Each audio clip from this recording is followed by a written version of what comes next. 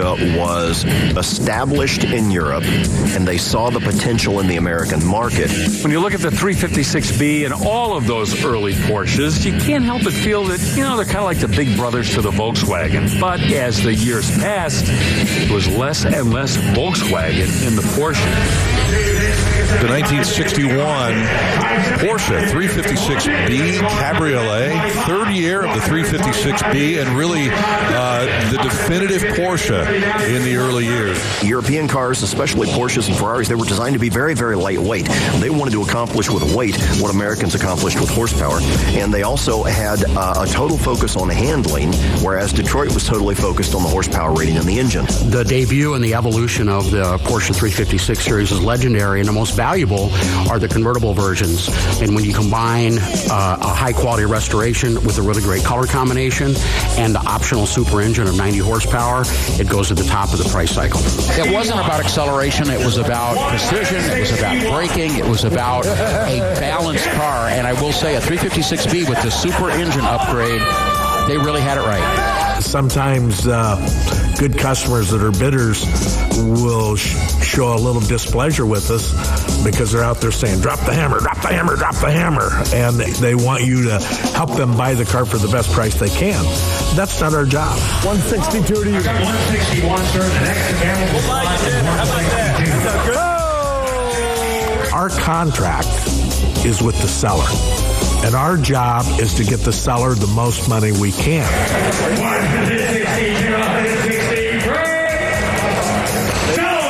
That an extra $1,000 got it done for that guy. Yes, sir. Number 9. Since the mid-1960s, the 911 is really considered the quintessential high-performance street Porsche. And what sets this one apart is the fact that it's a soft-top Targa. The 911 Targa is one of the all-time legends that Porsche produced. And this is the first-year example of that, the soft window Targa.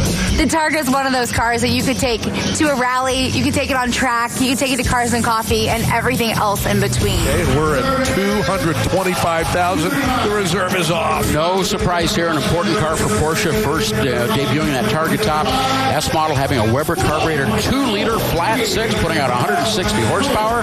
It's really remarkable when you take a look at the series of 911-based Porsches as to how long they've been building them and how the main ingredients really haven't changed over all those years. Rear engine, 2+2 seating, and styling that changes somewhat, but you can always see the 911 in every succeeding 911.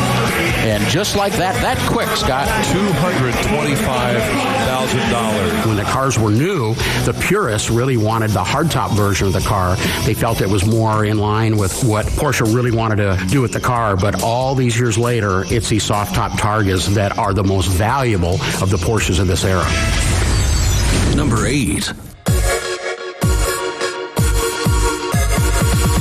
Porsche has done a great job of tapping into their heritage with some of their special cars over the years, and several times they've reintroduced the Speedster concept that started all the way back to the 1950s. They wanted to pull out the Speedster nameplate, and so they hearkened all the way back to the 356. Limited production, only 356. Get the connection? 356 Porsche fans. We're built this sequence number 243.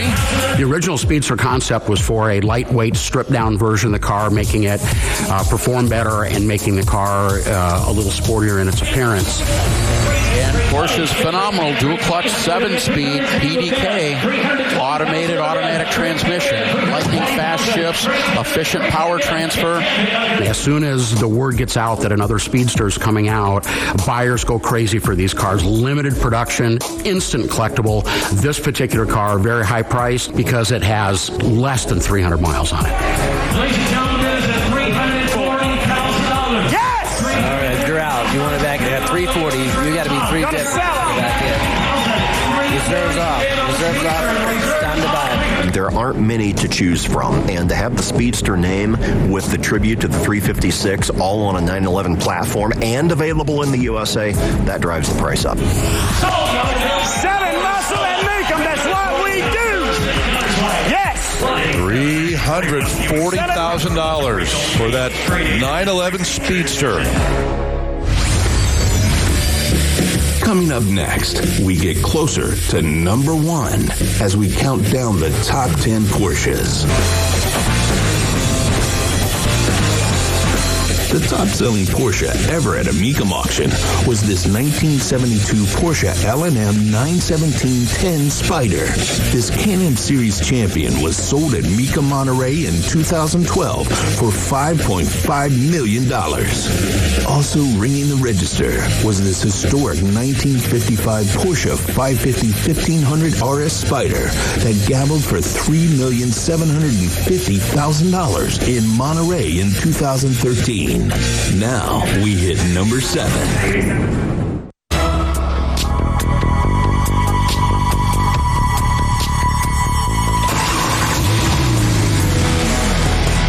Porsche's always done a really good job of integrating race car features into their street cars, and this one almost goes over the top. This could arguably be the best. 100 miles an hour plus, 6-speed manual transmission, rear seat delete. This is ready to race. This is a legitimate Porsche supercar. An unbelievable 620 street legal horsepower. It's a very lightweight car. Only 500 of these cars were built. Intended really for racetrack use, but certainly street legal and an absolute ball to drive on the street. Instant collectibles right from the day they were built. This car gives you something to do.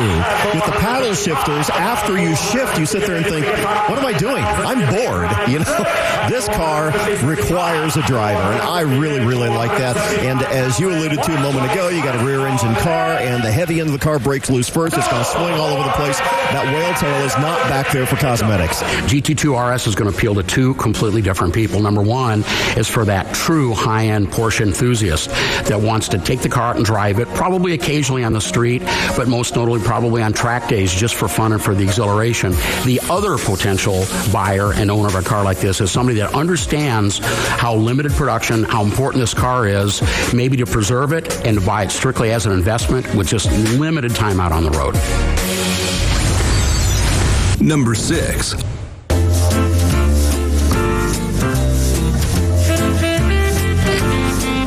Next car up is a 1958 Porsche 356A Speedster.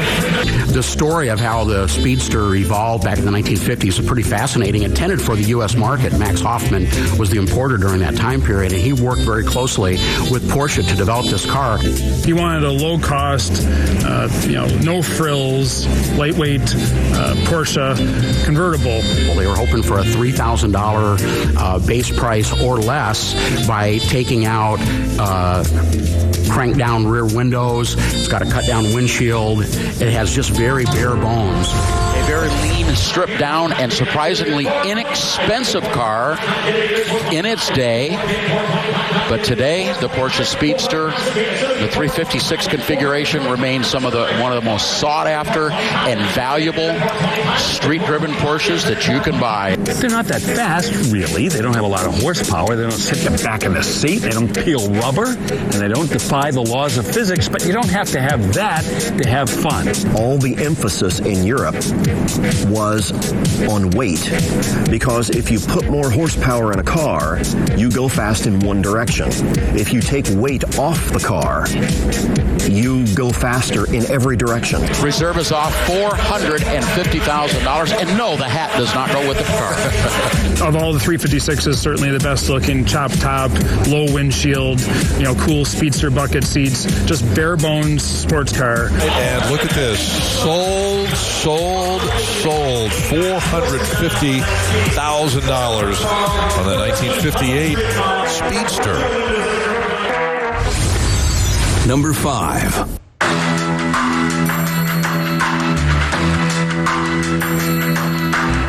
Porsche 959 is another one of those legendary series that the German automaker came out with. Well, we talk about it cars of the 1980s. This is a true supercar by any standards.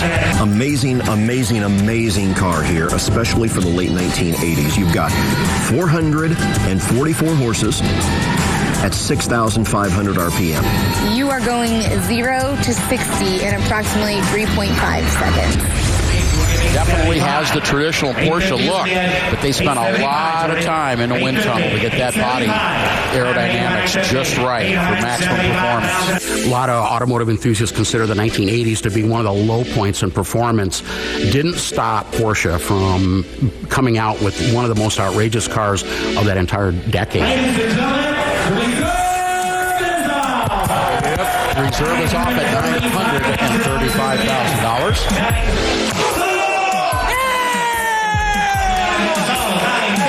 $950,000. Porsche 959. After the break, we'll take a look at some Porsche racing history, and we get even closer to revealing our number one Porsche. When it comes to home fitness, one name is redefining it all. You've already seen some of the best examples of street-legal Porsches on our top 10. Here's another one that won on the racetrack. This 24 Hours of Daytona winning 1995 Porsche 962 K8 Spyder sold at Mecum, Monterey in 2014 for $930,000. Many consider this car to be the forerunner of our next Porsche. The 2005 Porsche Carrera GT, John. This is the hottest one that was available from Porsche in the mid-2000s range. Still competitive by today's standards. In the mid-2000s, we saw a huge evolution from all of the exotic high-performance sports car manufacturers. They all came out with something sort of as their halo car. Porsche, not any different. These are still collectible. This one put away, only 252 miles since new, and one of the most outrageously styled high-end hypercars ever to hit the streets right here. Yep. Porsche thought, you know what? We take the same drivetrain, some of the same suspension cues, and the engine that worked so well for us in racing, and we designed a new chassis around it to make it streetable, to make it something that people will actually want to be inside and will enjoy the driving experience. And when they debuted in 04, they stickered for almost $450,000. Look what it's bringing down just 10 years later. Yep.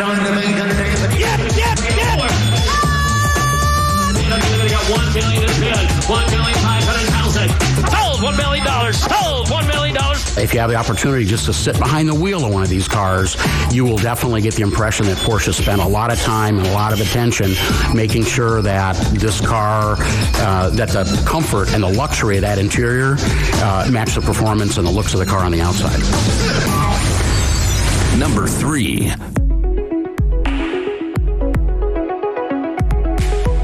This one, such a beast. And it was made for racing, from the seats to the roll cage and everything else in between. 600 horsepower. Every non-essential component stripped out of the car, and only 11 of these cars were built. This takes it to a completely different extreme level. Yeah. Despite the fact that it looks like a heavily modified car, the factory produced this car. They only built 11 of them. Are you ready for this? It's factory rated 600 horsepower. That's out of 3.6 liters, and it's air cooled. We had offered this car before, and when we offered it before, the car was a late entry. Sometimes when something's a late entry, especially over $1 million, nobody has time to, as they call it, vet it and research it. And the reserve is off at $1.1 million. For a Porsche owner to get to the pinnacle of collecting, they're looking for cars that no one else has.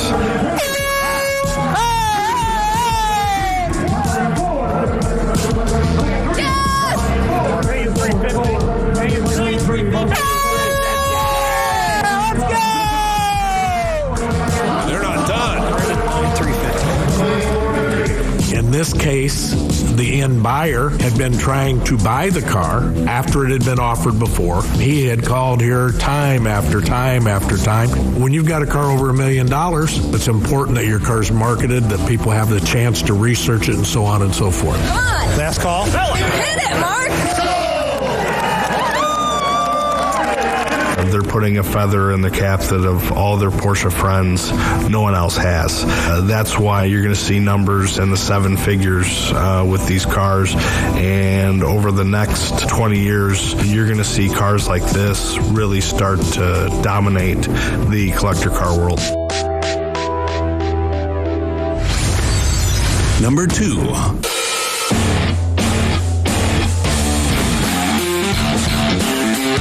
Well, the Weissach was really exotic to look at, and it kind of took Porsche out of that middling range and definitely placed it up among the all-time classic exotic cars made anywhere in the world. Power and technology, 4.6-liter direct injection V8. It's putting out 887 horsepower. In a pretty light car, it'll do 217 miles an hour. $1,500,475. Jimmy, reserve is off! $1.475 million. Reserve is off. Most of the manufacturers of high-performance cars, sports cars, especially from Europe, are jumping on board the hybrid bandwagon. It is a very efficient way to blend handling and horsepower while keeping fuel economy at a reasonable pace. Sold! $1,475,000. My goodness, how about that? $1.475 million for the 918 Spider Weissach edition. Up next, we get to our number 1 Porsche.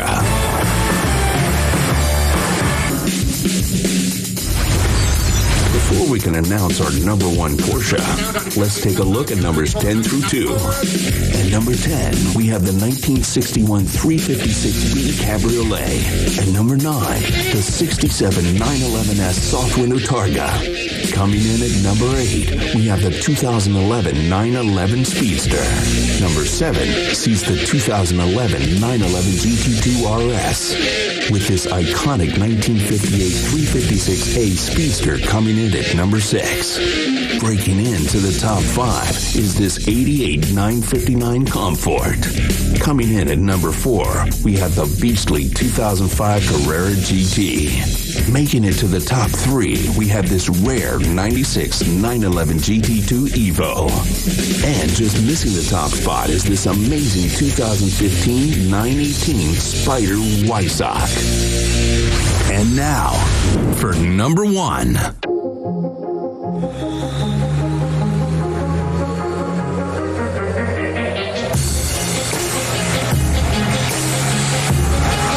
The final Steve McQueen special order car. When you say Steve McQueen and you say Porsche, that's probably the most significant pairing of A-list celebrity and automobile in the history of collector cars. Talk to any car guy, and the coolest guy to them is always Steve McQueen.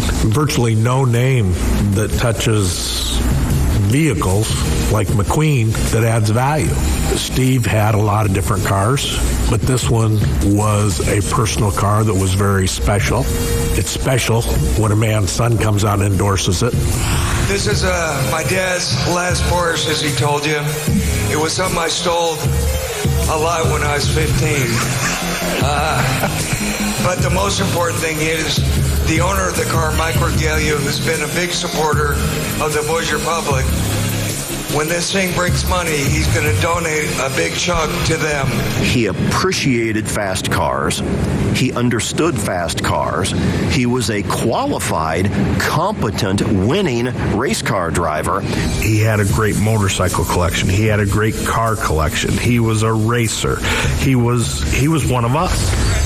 234 horsepower, turbocharged 3-liter flat air-cooled 6, 4-speed transmission, and limited slip differential, cloaked in slate gray. What's cool about this car, it's an early non-air-cooled 930 turbo, 234 horsepower. Doesn't sound like much out of the turbocharged flat air-cooled 6, but the power characteristics of this car are legendary. This car in itself is a significant car. These early air-cooled turbo Porsches Porsches are one of the most important German cars of the 1970s, but with the Steve McQueen connection, it is going to drive the price to the moon. We're already 2 or 3 times higher than what we would expect a normal 76 930 Turbo Carrera to be, and it's still going up, guys.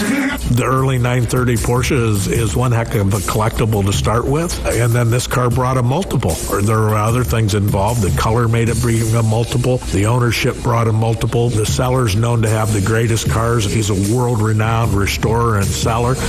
Reserves off, guys. Wow. Breathe again, everybody.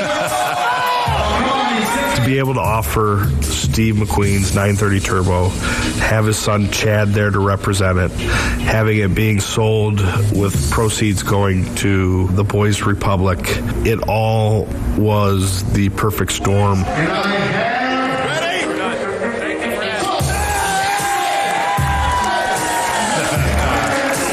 a special moment.